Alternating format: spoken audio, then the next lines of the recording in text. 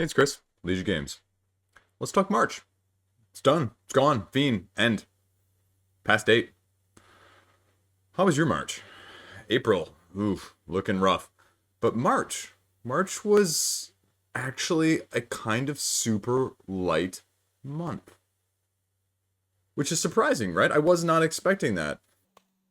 I covered in February a little bit of everything that I backed and got, but March has been shaping up quite differently. It's more about the receiving end of things than the outgoing end of things, thankfully. I've gotten a lot of pledges. Some I expected, some I have not. And made some contact with some publishers. And I'm going to be getting a couple review games here in the upcoming near future. And I'm hopefully going to be coming out with some reviews. And that leads me to the first point is I'm trying to come up with a name of the review segment for the channel. And I have no idea what it is. I have no idea what it should be. I was going to go with something like games I play, just to make it real simple, real straightforward. Or games, or something tongue-in-cheek like no one plays these games. Or the other one that was brought up by one of the Patreon folks, which I thought was kind of a nice tie-in, Game Edicts. You know, sort of the Liege theme. But I don't know. I'm throwing it out there for you guys too. What do you think? What would be a good, not necessarily turn of phrase, but just a good something to make it stand out rather than just saying, I review this. Blank reviews that. And we could do that. LOG reviews. That's not actually horrible. That's what I was thinking, and that's what I'll throw out there to you guys just as something to let me know in the comment section as well. So let's talk about what I got. Since I'll tell you right now, what I pledged here in March is relatively minimal. I did, and the only thing of note, essentially, is I went in, a lot of people have recommended Valeria Card Kingdoms to me, and Darksworn is the co-op expansion, and I'm tempted by it, because Space Base is one of the few games my wife and I can really play together, and that it's probably her most enjoyable game, basically because she beats me every single time. But I think she just likes it. It's simple overhead, it's simple setup, it's quick to play. There's some strategy, but there's just a lot of tactical nature too. And I've heard from a lot of people that this is something else. Now on the downside, and the reason I only did the $1 pledge was looking at some of the gameplay, looking at some of the reviews, you're just getting so much in terms of resources that the decision making in the game is lessened because of that, because you just have a plethora of resources and there is no tightness in your choice. And I guess you could say that about Space Base a little bit. At the same time, there is some of that with Space Base, more so with the numbers and the flipping of the numbers of which one you want to get in that passive slot. Whereas with Valeria, you have it in the active and the passive at all times, essentially. So I do like that aspect of Space Base a little bit better. But I do like the cooperative nature of this.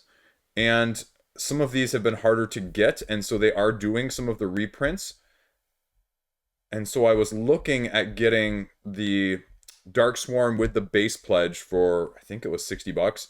And then maybe getting the add-on, let's see, here we go, of Flames and Frost, because that one is the one that seems to be the most, gives you more of everything plethora-wise from what I have read. So that's what I would be essentially looking at. I've heard mixed feelings about some of the others like Crimson Seas and some of the small expansion packs about whether or not they're necessary or how useful they are in terms of not necessarily viability, but just bang for your buck. So that is really my only pledge in March. Now, what did I get? Well, obviously the first one up, if you didn't see my unboxing, yeah, I got pretty much all of the gameplay stuff for Marvel United. And in a week or so here, just over, we're going to be having Marvel United X-Men. And I've played the base a couple times, just the core, with my son, my 7-year-old.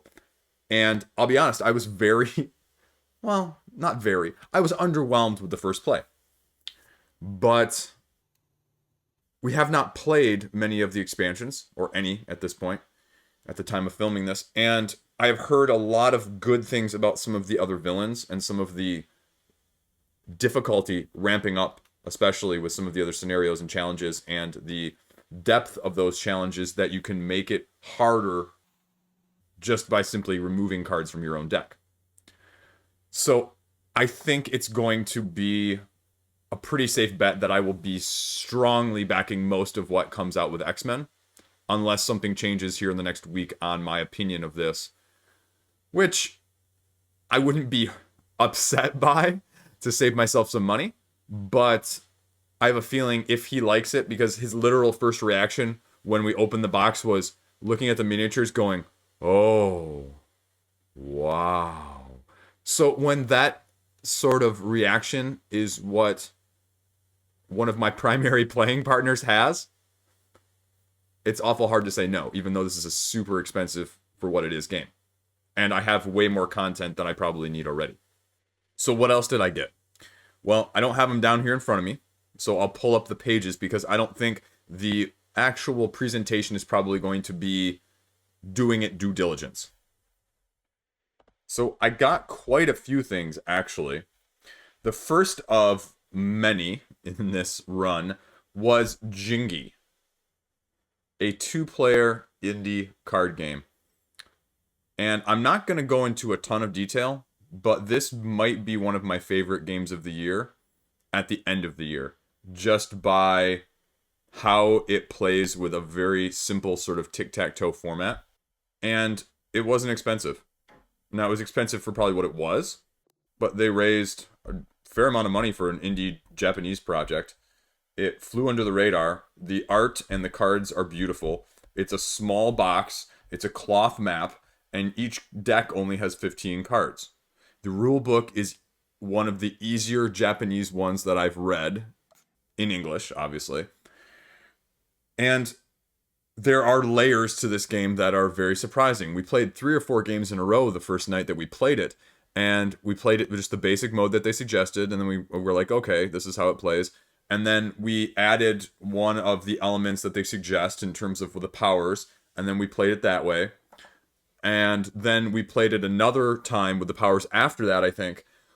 Each time discovering some nuances of how the cards interact, what the strategy was, flipping one side versus the other, the attack versus the defense, when things are cleared from the map and when they aren't.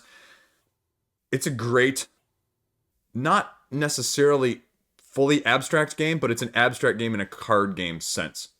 And it's an abstract game wrapped up and disguised as a card game, I feel like, in a way. And so maybe that's why I do it. And it's very straightforward. I just really enjoy it. And it's going to be definitely staying in my collection forever. And it's going to be highly underrated. And it's going to be one of those games that I wish more people could probably experience. So, that's that. Secondly, and now I'm going to completely screw this up. This was another under-the-radar Japanese indie type game. This was one new game and one reprint. The new game here, IZAYOI. I'm screwing that up. But the second game that came along with it, I got the dual pledge, was Humble Tea Party. Now, these are both very interesting, and all 3 of these games are small box games with small overhead, small table space, but a lot of gameplay packed in. And I wasn't going to get Humble Tea Party, but these games are really difficult to get on the secondary market. Very, very difficult. And there was one person, I think, on Board Game Geek at the time of this even going that had it even listed possibly that they were looking to get rid of it, and they really weren't at the same time. So I said, you know what, I'm never going to be able to get this again, most likely, because these, I will say all 3 of these are also games that there definitely is an aspect of FOMO of just not having them available in the future. You're buying them on the secondary market for massive markups at low supply, or you're just not getting them. Because oftentimes, if you're not familiar with the Japanese scene, they sometimes will only do one print run. You know, this isn't a game where they're just going to reprint it. Now, Humble Tea Party, again, this was sort of an aberration that this happened, and so that's why I ended up picking it up. And it's a really interesting aspect with Humble Tea Party. And I'll skip down to that one first. Because this is a 3x3 set collection game. And it looks really cute, but it's super serious in how you're playing it.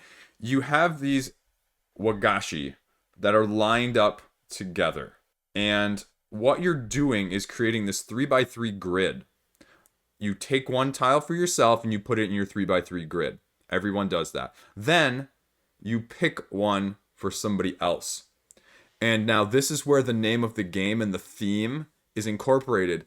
Is your normal game with this is you're trying to make sets, right? 3 of a kind, 3 numbers in a row, 3 types that are the same. However, you don't want points in this game because it's the Humble Tea Party. You are trying to be the most humble of them all. And so you're trying to give other people points while trying to keep your own minimal. And so it's that yin and yang of back and forth that you're trying to do. So it's a very unique concept. The other element of things is you have a hidden season card where you get extra points if you have a certain type of season of card in your box. So you're trying to keep that hidden from other people as well. So it's just, these are the types of games that are just so creative. You can see here a little bit of what the setup looks like, and they're just beautiful too. And like I said, the box is small. I've had other complaints, saw in a couple of my other videos about these massive boxes and wastes of space and space on the actual box side of things inside of it, but also on the shelf side of things. So I love the fact that they do this. Now, granted, what it means then is sometimes the cards or the components are a little bit smaller because I'm really not a huge fan of those mini European style size cards, but in this case, I make exceptions. So, and here you can see what I was talking about. This is the Japanese, obviously, but if you have 4 all in one quadrant like this of different colors, that's points. In a row, points. Same color, points. Same symbol, points. And so all of the things you're trying to avoid, essentially. So the second game, IZAYOI, is a tile placement game again, but it's a little bit different. You have these 4 traditional arts, I believe 4, maybe 5, and what you're doing is each player is a master for another field of those arts. So the trick is you lay down these cards to the right of this wakamono, as it's called, item, essentially. And depending on whose symbol is the most along those lines, because each person lays one down, so you each have an influence on each item, the one who gets the most votes gets the wakamono. Now, here is the interesting part. If you have 2 votes and I have 2 votes, we cancel each other out, so then the next runner-up person who has only 1 vote gets the card. So, you want to have the most points, but remember that master thing I just mentioned a second ago, where somebody else is the master of your element, your art? You need to have less points than they do. Otherwise, you're insolent and you are disqualified from winning. So you want to have less points than the master, but more points than everybody else. It's an interesting dynamic in terms of tactical nature and strategy. It's just designs that we don't see over here. Was it expensive for what it was? Yeah. Is it going to be worth it? Yeah. Is it more than I would have ideally liked to pay? Yeah, absolutely. You can make a good argument with how small these boxes actually are because they're not large. And there's not a ton of components. That $60 plus shipping for both of these, I grossly overpaid. But like I said, the gameplay is great. And the availability is going to be next to none. Humble Tea Party here has been out for 2 years. There's 2 copies up. I think this person was the person I attempted to trade it from, and they said, "Meh, I'm selling it for like 40 or 50 bucks." So I said, "No, thank you." Otherwise, there's only even 52 owned listed on Board Game Geek. So like I said, this is not going to be a widely available thing. Same thing with IZAYOI, 3 to 5 player game. So three might be tough for some people, but 67 owned, there's none for trade, none for sale. So if I wanted to get this right now, I'd be tough out of luck. So that's why I back some of these small indie games, especially from Japan. And that's why I'm happy to do so. So speaking of that, there's actually a fourth one. I told you, you guys, you know, I mentioned that this is the start of the making of my channel. Like, I'm a big fan of these games, and I went on a spree where there were a lot of good ones in a row, and this is Dragon Scary Go Round. It sounds really funny, but it's this difficult, family-friendly cooperative game where you are these knights in this little circular tower, and you are trying to get to the outside, shoot the dragon a number of times with arrows, while avoiding ghosts, these little pawns, ghosts on the inside that can steal you away and bring you to the tower room. And if all of you get stuck in the tower room, or if even one of you gets killed by the dragon's breath, you completely lose. And you only have enough time because the dragon is only going to go around twice until you lose as well. So I am one of those 83 backers. I haven't gotten it to the table yet, but I'm excited to, because you've heard me say a couple times I'm a fan of hard co-ops, and that's exactly what this is. And it's super family friendly. Now, a lot of people aren't going to like this art. This isn't the highest production value, but it's also about what the other ones were. And the shipping actually was pretty good, relatively speaking, because of the pandemic, they're not doing airmail. And so you have the option on these games that they're giving us to do sea mail, which takes like 2 or 3 months sometimes, but it was a lot cheaper. So save a few bucks, get it a little later. I mean, I don't need it sooner, so worked out well. So you can see, and you've got these multi-use cards, and, you know, it is what it is. It's going to be good family fun. It's going to be good game night fun, and I'm excited to be able to get to play it. This is me putting my money where my mouth is in terms of these indie games, because I just really like them. Next up, I grabbed Bullet. Bullet showed up with the deluxe wooden components. I think it's going to be really good. I was not, initial impressions, terribly impressed with the rulebook. I didn't think the rulebook was as well done as I was expecting and hoping from Level 99 Games. There were just a few things on there that were not crystal clear. A little bit too wordy, a little bit too much. This is our keywords and glossary that we're going to use, and we're going to use them so much that it's not as intuitive as you would like. And so that was probably my biggest criticism after playing it once or twice solo at this point. But I kind of want to play it cooperative and competitive just to see, because it also takes a potential real-time element, and there's 4 different ways that you can play. They just recently announced as well, like, they must have had this in print and in production practically when the other one was, that they already have a pre-order for a short period of time for the mini expansion Bullet Orange up already on their website. So I'm hoping to get this played a few times in the next couple days so that I can decide whether or not it's worth getting more of, or whether or not I'm satisfied with just this. Now, was it probably worth the $59 with the deluxe and the shipping? Probably not. But I think the cardboard and the wood, I'm definitely going to be happier with the wood. The wood definitely is one of the few games where it would be a pleasing feature rather than just superfluous. And there's a good variety of characters, so I'm happy with it. And this was not an unknown. This was a game where they had a whole lot of TTS previewing beforehand, so you knew what you were getting into. Next up, Crimson Company. I ended up getting this collector's box, which was just way too big, and it was a good price, but I just didn't need it because the core of the cards are like this much, and that's about it. And I'm not sure how I feel about it yet. I like it, and it's a relatively straightforward game. You've got these 3 rows right here, and you're playing on one side on these 3 columns or rows, and you're playing, and the other person's playing on these 3 rows. And cards allow you to manipulate the cards on your side, the cards on the other person's side, switch sides, rearrange the order, switch them from row to row, make them unable to play in certain rows. And then when somebody's row gets filled up on that castle area, you score how many points are there. You can flip cards upside down. If they're flipped upside down, then they get 0 points. And some cards allow you to flip them back up, and you can destroy cards on the other side and your side. So there's a lot of variability. I'm just not sure how I feel about it yet.